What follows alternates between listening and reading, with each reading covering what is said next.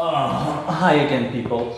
In this video, I'll be discussing something interesting that came to mind after I spoke to a friend of mine. A question that he asked me, and a question that I also had to deal with, but not extensively. I simply told myself I'll deal with it when the time comes, but I already had a general idea as to what to do. What do you do if you're a practicing magician or an occultist and you've got altars that need maintaining? You know, you host rituals regularly and whatnot, and you keep altars clean to the extent that they need to be kept clean and whatnot. You name it, stuff like that. What do you do when you need to go abroad or you need to travel for an extensive amount of time, as in for over a day or for over a week? Bottom line is, what do you do when you travel and when you need to travel and your travel period or the period of time over which you would be traveling is equivalent to or greater than the period of maintenance or ritual upkeep or altar upkeep that you apply. So let's just say, like me, for example, I host ritual once a week for every spirit that I work with, and I need to travel, and the traveling period would be 2 weeks. For example, I'd be going to Belgium for 2 weeks or 3 weeks. Of course, I'm not going to be here to host ritual, so how can I deal with that? Because if I don't host ritual at the appointed time that I set for myself or the time that I'm used to, it can cause problems, and it will cause problems in a sense of a dilapidation, in the sense of, due to the fact that you're not hosting rituals anymore, results will become absent. You're basically interrupting the flow of energy and power. It's like when you're used to eating on a day-to-day basis. What are you going to do if you all of a sudden you don't eat anymore? You're going to notice it, okay? The bodily effects especially will be noticeable. So how do you deal with that? That is an interesting question, and definitely something that can be problematic for people that either want to travel or need to travel extensively. Even in someone like me, the nature of my job makes it so that, I'm more grounded, as in traveling somewhere for longer than a day is an issue for me, which is true, because honestly, by default, the only days on which I don't host ritual are the weekend, because I don't have any Saturnian spirits in my team of guys, and I don't have any solar spirits, I have one Martian, so to speak, one Venusian, my patrons, of course, and the rest is Mercurial, lunar, traditionally, so conventionally, and one Jupiterian. Raziel is Jupiterian, Belial and Aegean or Mercurial traditionally. Belial can also be considered a solar, but yeah, traditionally, contextually, he's Mercurial, and Belial and Miraqua are lunar, aside from my beloved Lord Samael and Vice Lord Sandalphon, Martian and Venusian. Not literally, but for example, with Sandalphon, my beloved Vice Patron Sandalphon, my Vice Lord Sandalphon, it is Venus is the closest that you'll get to a planetary correspondence. Bottom line is that I also can't just up and leave, as in now, it doesn't matter whether it's domestically or internationally, whether I want to leave domestically or internationally, it doesn't matter. So the way to deal with this, let me just cut right down to the chase. The way to effectively deal with this is all dependent on your intent. So a general idea, something that I intend on applying in my own practice when the time comes, or when need be, is to simply host a ritual, the equivalent of the time that you'll be leaving. So let's just say that you're going to be gone for a month, you're going to Ireland for a month, and you host a ritual every Friday.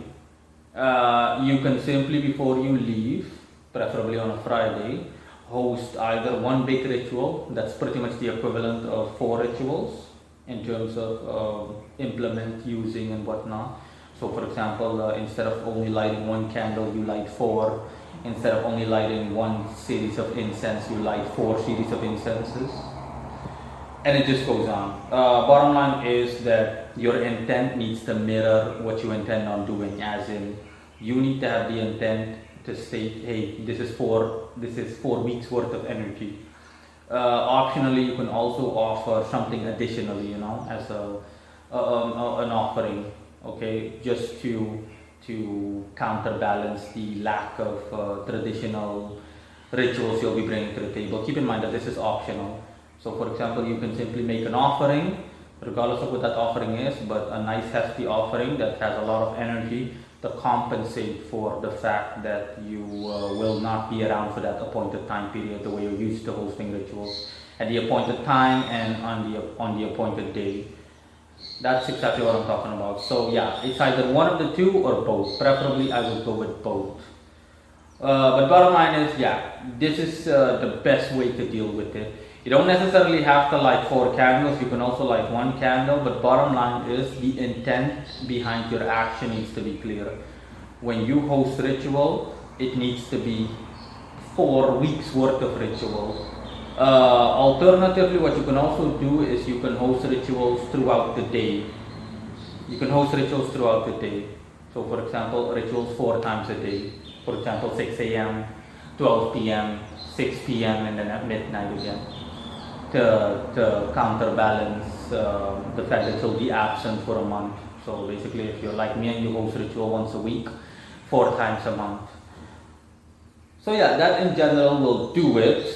Keep in mind that you need to, it all depends on the individual as well and other factors. And yeah, you need to confirm if this actually will work. Because keep in mind, this is one of the very few times where I'm going to state that I'm not entirely sure about this. Because for the same matter, even if you do all of that, you still end up with a shortage of energy once you're back. So generally speaking, that's not supposed to be the case. Based on my own knowledge and experience and my own intuition, what I said applies. So again, just to reiterate, if you intend on leaving, okay, what to do if you're an occultist that intends on traveling for an extensive amount of time, how to compensate for your lack of occult absence ritual-wise is to simply host a ritual that is the equivalent of the time period that you'll be missing as an occultist. So if you host ritual once a week, and you're going to be gone for 4 weeks, and you won't be able to host ritual 4 times, therefore, simply host 1 ritual before leaving, 1 big extravagant ritual with the clear intent of compensating for those 4 weeks. So for those 4 missing times, those 4 times that you'll be missing.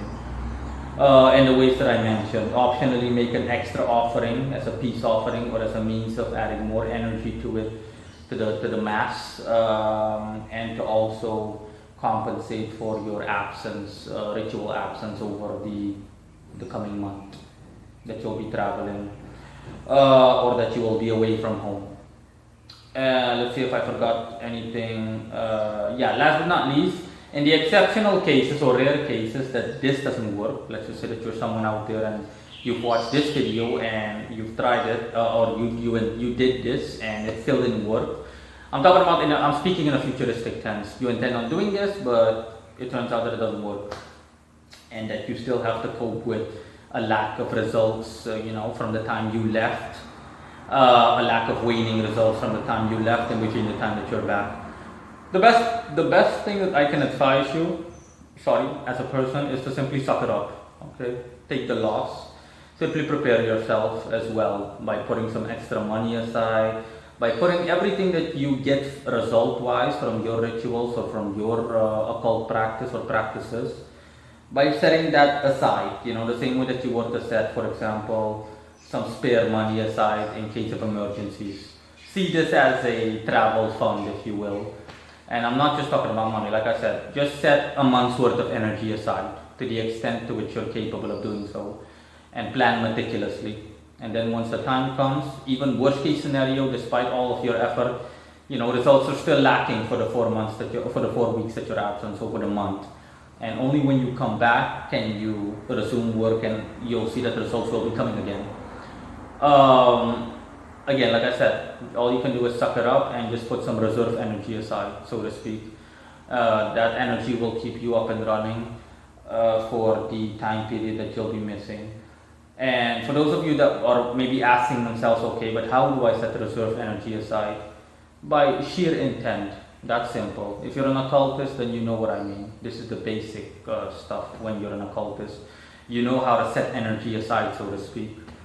So yeah, that's pretty much it. I'll hear it from anyone if they have any questions in the comment section, and see you guys later. Bye.